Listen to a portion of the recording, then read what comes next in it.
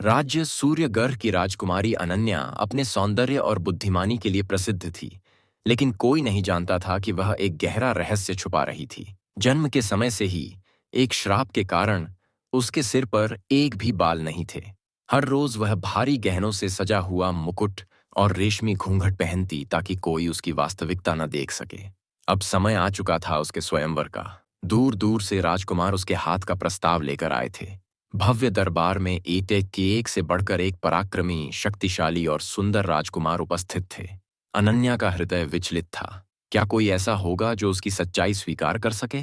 अनन्या ने स्वयंवर में एक अनोखी शर्त रखी। हर राजकुमार को एक पूरी रात उसके साथ बितानी होगी, बिना देखे, केवल बातचीत करके।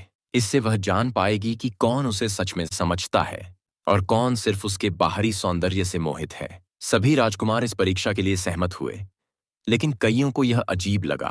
स्वयंवर में सबसे आकर्षक राजकुमार आदित्य भी शामिल था। उसकी ऊंची कदकाठी, तेजस्वी व्यक्तित्व और गहरी आंखें हर किसी का ध्यान आकर्षित कर रही थीं। रात हुई। राजकुमारी अनन्या पर्दे के पीछे बैठी थी और राजकुमार आदित्य उसके सामने।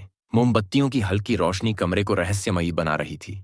अनन्या ने पूछा, तुम्हें सुंदरता का क्या अर्थ लगता है? आदित्य ने उत्तर दिया, सौंदर्य केवल बाहरी रूप में नहीं, आत्मा में होता है।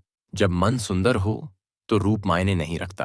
अनन्या मुस्कुराई, लेकिन अगला सवाल किया, अगर मेरी असली सूरत तुम्हारी कल्पना से अलग निकली तो क्या तुम मुझे स्वीकार करोगे? आदित्य ने बिना हिचक उत्तर दिया, अगर मैंने पहले ही तुम्हारे शब्दों में सुंदरता देख ली है तो बाहरी रूप का क्या महत्व? भव्य दरबार में सभी राजकुमार इकट्ठे थे। अनन्या अपनी भारी राजसी पोशाक और मुकुट पहने हुए सिंहासन पर बैठी थी। उसने गहरी सांस ली और धीरे धीरे अपना मुकुट और घूंघट हटाया।